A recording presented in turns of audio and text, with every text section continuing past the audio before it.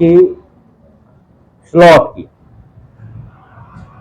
ये इसे 2 राउंड में है, मैंने इसको सीधे में कर दिया, सीधा कर दिया। अब ये जो है ये स्लॉट है, ये भी 24 स्लॉट की मोटर है, ये भी 24 स्लॉट मैंने बनाए हैं। तो ज्यादातर सिंगल फेस में आपको 24 स्लॉट की मोटरें ज्यादा मिलेंगी। 3 फेस में भी जाओगे ना तो 24 स्लॉट की मोटरें ज्यादा मिलेंगी। 3 फेस में 24 स्लॉट और 36 स्लॉट। स्लॉट बढ़ जाएगा, वाइंडिंग करने का तरीका वही होगा। जैसे तुम चैन वाइंडिंग कर रहे थे तो तीन तीन राउंड घुमा रहे हो, 36 में क्या होगा, 4 राउंड घुमाना पड़ेगा। और आरपीएम जो होता है, बहुत ज्यादा हम वाइंडिंग करते हैं 1400 आरपीएम में और 2800 आरपीएम में। सिंगल फेस में 1400 आरपीएम और 2800 आरपीएम। 3 फेस में हम 960 आरपीएम, 1400 आरपीएम, 2800 आरपीएम जो पंप की मोटरें होती है ना उनमें वाइंडिंग करते हैं। अदर और किसी मोटर में नहीं करते हैं। ज्यादातर पंप की मोटर में 2800 आरपीएम की वाइंडिंग करते हैं, जो पानी का पंप होता है या ऑयल पंप हो गया इनमें। तब देखो ये जो है 110 की मोटर है, इसका क्या है, इसको हम वाइंडिंग करते हैं 1400 आरपीएम में। 1400 आरपीएम में इसलिए वाइंडिंग करते हैं, जो इसके पर होते हैं यानी जो इसके ब्लेड होते हैं वो बड़े होते हैं। अब देखोगे हाई स्पीड का ब्लेड और लो स्पीड का ब्लेड दोनों अलग अलग होता है, उसकी जो बनावट होती है वो अलग अलग होती है। हाई स्पीड की ब्लेड की जो बनावट होती है तो वो हल्का होता है, और जो लो स्पीड का ब्लेड होता है यानी 1400 आरपीएम का ब्लेड होता है वो थोड़ा भारी होगा, और उसके जो पर के फैलाव होते हैं वो भी ज्यादा होंगे। क्योंकि क्या होता है, हवा का कटाव, अगर उसको हम 1400 आरपीएम को 2800 पे डाल देंगे तो क्या होगा, मोटर के ऊपर बहुत ज्यादा लोड पड़ेगा और मोटर फूक जाएगी। और 2800 आरपीएम के जो ब्लेड है उसको 1400 पे डाल देंगे तो हवा ही नहीं आएगी, समझे। इसको 1400 को 2800 पे डाल दो तो क्या होगा, मोटर फूक जाएगी, क्योंकि वो चलेगी 2800 आरपीएम में और वो है 1400 का। उसका फ्लो जो है ना वो कम स्पीड में ज्यादा फ्लो है, और इसका ज्यादा स्पीड में कम फ्लो है। तो वो क्या होगा, इसके ऊपर लोड ज्यादा पड़ेगा। 1400 आरपीएम का जो ब्लेड है उसको 2800 पे डाल दोगे तो लोड ज्यादा पड़ेगा और मोटर फूक जाएगी। और 2800 आरपीएम का जो ब्लेड है उसको 1400 पे डालोगे तो हवा कम आएगी। ठीक है ना, कभी ट्राई कर लेना। जो फराटा फैन होता है उसमें 2 ब्लेड होते हैं, पुराने वाले आते थे ना, अभी भी जो आते हैं 2 ब्लेड होते हैं। अब जो 2 ब्लेड इसलिए होता है 2800 आरपीएम पे होता है। अब 2 ब्लेड चलेगा तो वो स्पीड ज्यादा बढ़ गई, फ्लो भी बढ़ जाएगा। और उसी को तुम एग्जॉस्ट फैन पे डाल दो, उसी ब्लेड को, हवा ही नहीं आएगी। तो ये ध्यान रखना है, ठीक है ना। हाई स्पीड का ब्लेड है तो उसको हाई स्पीड पे ही डालना, लो स्पीड का ब्लेड है तो उसको लो स्पीड पे डालना। अब ये स्लॉट देखो, स्लॉट ये जो सुराख है, ठीक है ना, एक मोटर में जितने स्लॉट होते हैं, मतलब जितने ये सुराख हैं इनको हम स्लॉट कहते हैं। फिर ये सारे स्लॉट हैं। अब पिच किसको कहते हैं, पिच का मतलब ये है कि हम जो हमारी कॉइल है कितने पिचों के अंतराल पे डाल रहे हैं। जैसे हमने इसको वाइंडिंग किया, ये हाई स्पीड का है ना, ठीक है ना, तो हमने पहले रनिंग डाली। रनिंग की पिच क्या हमने रखी थी, रनिंग की पिच हमने क्या रखी थी, हाँ इस वाले की 8-10-12, रनिंग की भी 8-10-12 थी, स्टार्टिंग की भी 8-10-12 थी, ठीक है ना। और तुमने ये फैन वाइंडिंग किया था, इसकी पिच क्या थी, 4 और 6। तो कैसे पिच बनी देखो, अब हम समझो कि 24 स्लॉट है, अब इसमें हम 8-10-12 हाई स्पीड का समझो बना रहे हैं, ठीक है ना। तो मैंने क्या कहा था, क्या कह रहे थे, पिच और उसमें समझ में नहीं आ रहा। सीधा सा जो खाली है, खाली सुराख जो है उसको हम स्लॉट कहते हैं।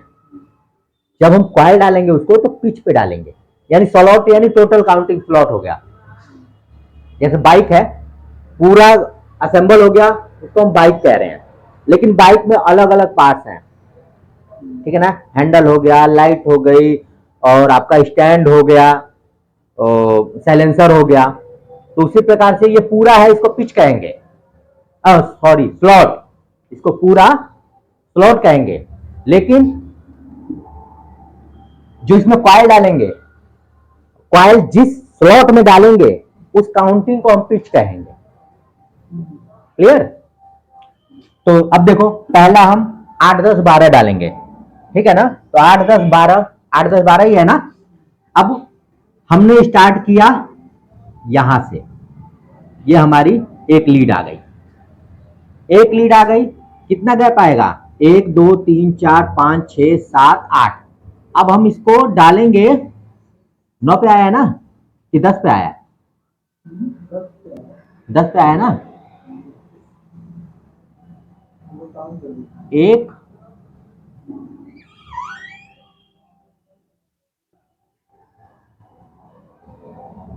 आठ, ये 10 और ये 12 आ गया ना। 8 10 12 पे ऐसे हमने घुमाया था ना।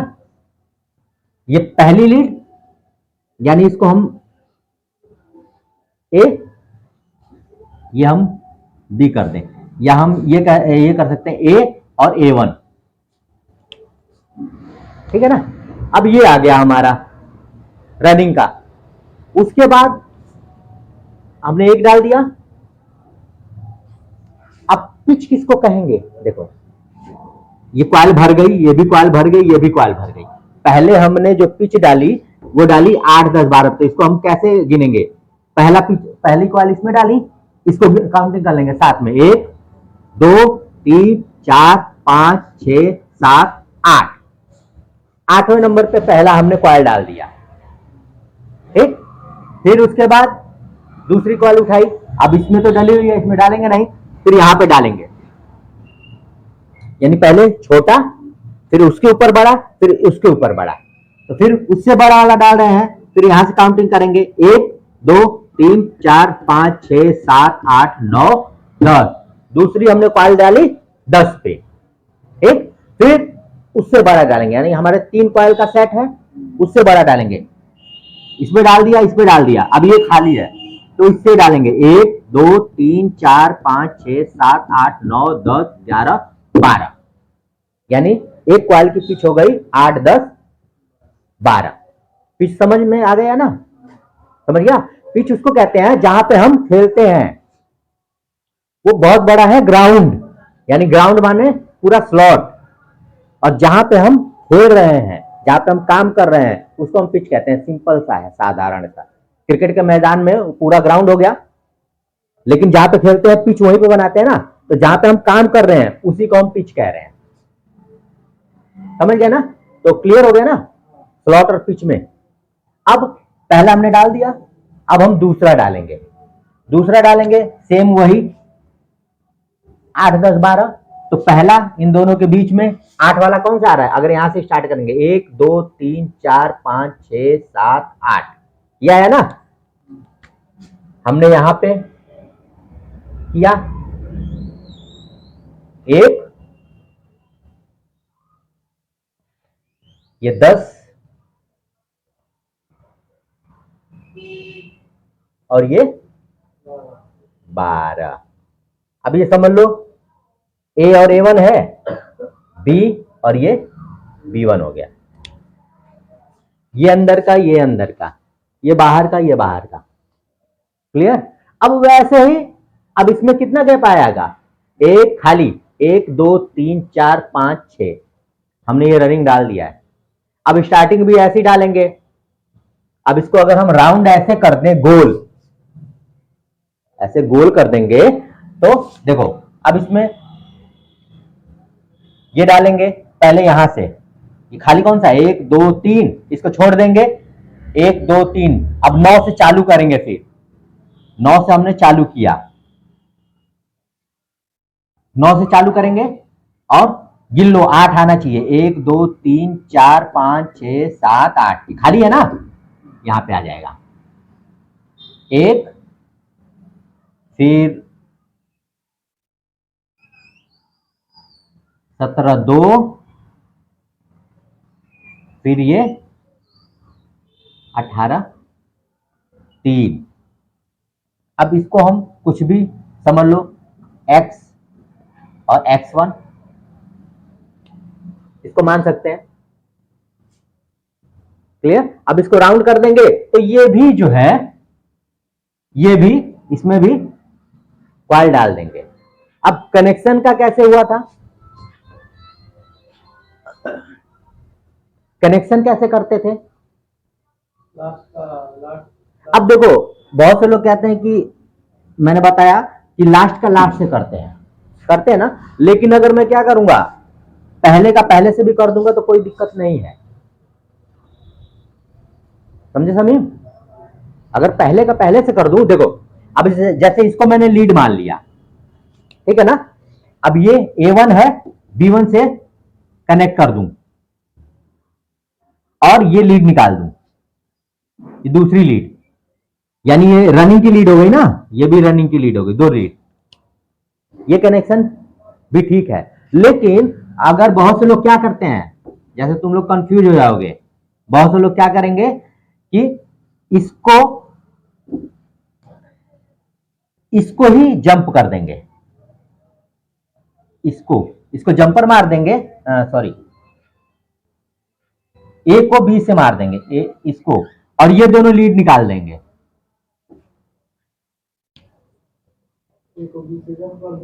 हाँ, यानी शुरू का शुरू से ही मार देंगे जंपर, चाहे लास्ट का लास्ट से मारो, चाहे शुरू का शुरू से मारो, लेकिन अगर शुरू का शुरू से मारोगे तो सारी वाइंडिंग में ही वही कनेक्शन करना पड़ेगा, शुरू से शुरू का ही, रनिंग और स्टार्टिंग दोनों में। अगर लास्ट से लास्ट का मारोगे तो सेम वही कनेक्शन करना पड़ेगा दोनों में। तो इसीलिए कहते हैं कि एक हाथ चलाना, एक हाथ का मतलब है कि मेरे दिमाग में रहेगा कि मैं हमेशा शुरू से लास्ट का मारूंगा। अब मान लो तुमने कंफ्यूजन है, इसको भी मार सकते हैं, दोनों लेके चलोगे तो किसी में तुमने मार दिया शुरू से शुरू का और स्टार्टिंग में मार दिया लास्ट से लास्ट का, तो उसमें क्या होगा, मैग्नेट नहीं बन पाएगा, मोटर हमारी नहीं चलेगी। और आगे चल रहे हो हमेशा, जैसे कहता हूं एक हाथ बनाओ, आगे चलाओ, आगे चलो, तो उसमें क्या होता है कि कभी हम माइंड नहीं करेंगे, दिमाग में एक ही थॉट रहेगा कि मुझे इस हिसाब से काम करना है।